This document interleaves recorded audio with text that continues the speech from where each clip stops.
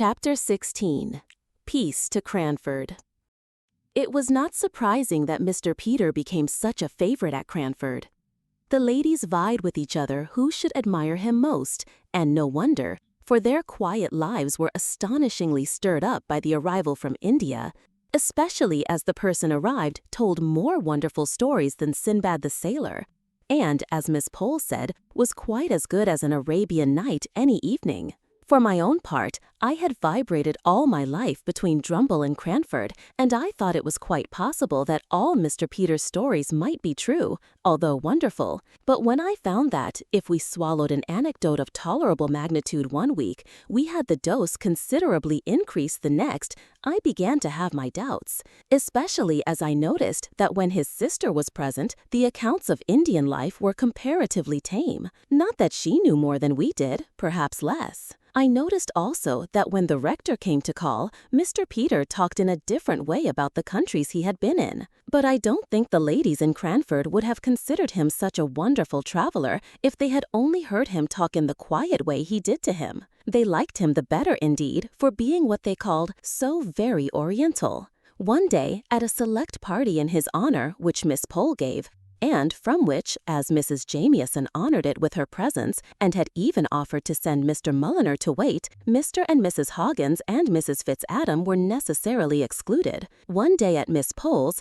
Mr. Peter said he was tired of sitting upright against the hard-backed, uneasy chairs, and asked if he might not indulge himself in sitting cross-legged. Miss Pole's consent was eagerly given, and down he went with the utmost gravity. But when Miss Pole asked me, in an audible whisper, if he did not remind me of the father of the faithful, I could not help thinking of poor Simon Jones, the lame tailor, and while Mrs. Jamieson slowly commented on the elegance and convenience of the attitude, I remembered how we had all followed that lady's lead in condemning Mr. Hoggins for vulgarity because he simply crossed his legs as he sat still on his chair. Many of Mr. Peter's ways of eating were a little strange amongst such ladies as Miss Pole and Miss Matty and Mrs. Jamieson, especially when I recollected the untasted green peas and two-pronged forks at poor Mr. Holbrook's dinner. The mention of that gentleman's name recalls to my mind a conversation between Mr. Peter and Miss Matty one evening in the summer after he returned to Cranford.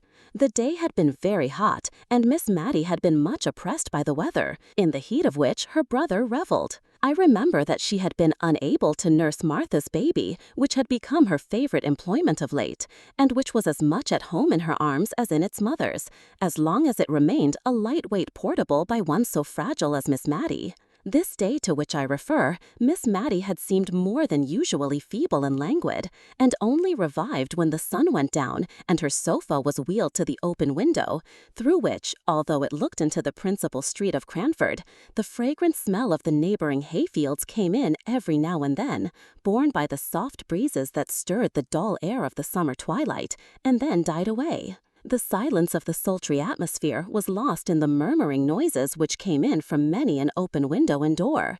Even the children were abroad in the street, late as it was, between 10 and 11, enjoying the game of play for which they had not had spirits during the heat of the day. It was a source of satisfaction to Miss Matty to see how few candles were lighted, even in the apartments of those houses from which issued the greatest signs of life.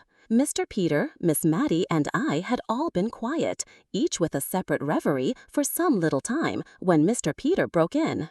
"Do you know, little Matty, I could have sworn you were on the high road to matrimony when I left England that last time. If anybody had told me you would have lived and died an old maid then, I should have laughed in their faces." Miss Matty made no reply, and I tried in vain to think of some subject which should effectually turn the conversation.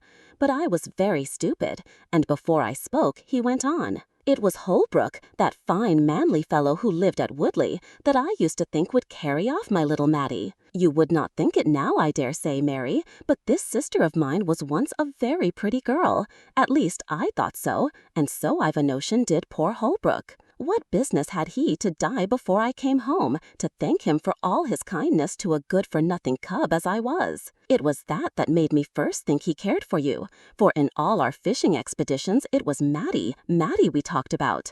Poor Deborah, what a lecture she read me on having asked him home to lunch one day when she had seen the Arley carriage in the town and thought that my lady might call.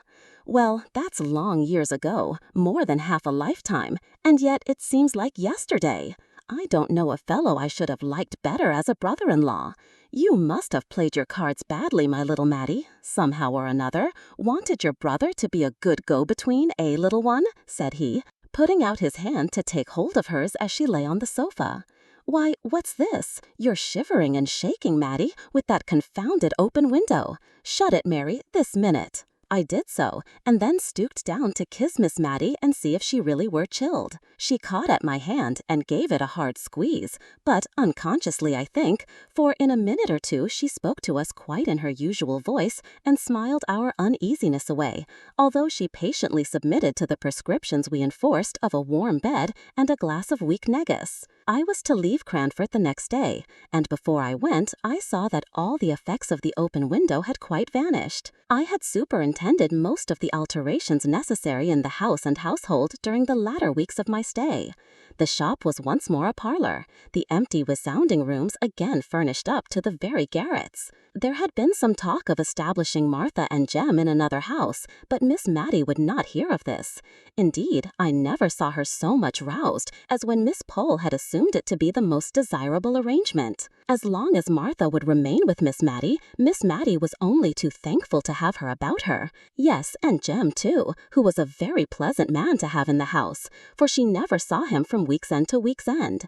And as for the probable children, if they would all turn out such little darlings as her goddaughter, she should not mind the number if Martha didn't. Besides, the next was to be called Deborah, a point which Miss Matty had reluctantly yielded to Martha's stubborn determination that her firstborn was to be Matilda. So Miss Pole had to lower her colors and even her voice as she said to me that, as Mr. and Mrs. Hearn were still to go on living in the same house with Miss Matty, we had certainly done a wise thing in hiring Martha's niece as an auxiliary. I left Miss Matty and Mr. Peter most comfortable and contented, the only subject for regret to the tender heart of the one and the social friendly nature of the other being the unfortunate quarrel between Mrs. Jamieson and the plebeian Hogginses and their following. In joke, I prophesied one day that this would only last until Mrs. Jamieson or Mr. Mulliner were ill, in which case they would only be too glad to be friends with Mr. Hoggins. But Miss Matty did not like my looking forward to anything like illness in so light a manner, and before the year was out all had come round in a far more satisfactory way. I received 2 Cranford letters on one auspicious October morning. Both Miss Pole and Miss Matty wrote to ask me to come over and meet the Gordons, who had returned to England alive and well with their 2 children, now almost grown up. Dear Jessie Brown had kept her old kind nature, although she had changed her name and station, and she wrote to say that she and Major Gordon expected to be in Cranford on the 14th, and she hoped and begged to be remembered to Mrs. Jamieson, named first, as became her honorable station, Miss Pole and Miss Matty. Could she ever forget their kindness to her poor father and sister?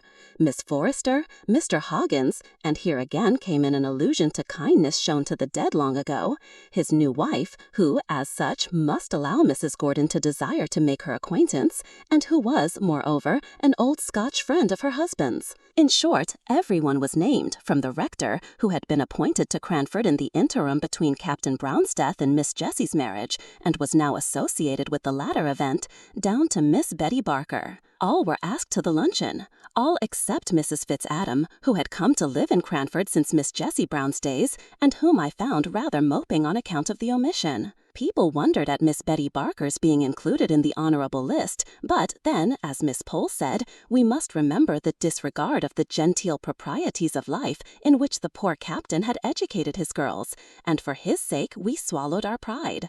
Indeed, Mrs. Jamieson rather took it as a compliment, as putting Miss Betty, formerly her maid, on a level with those Hogginses. But when I arrived in Cranford, nothing was yet ascertained of Mrs. Jamieson's own intentions.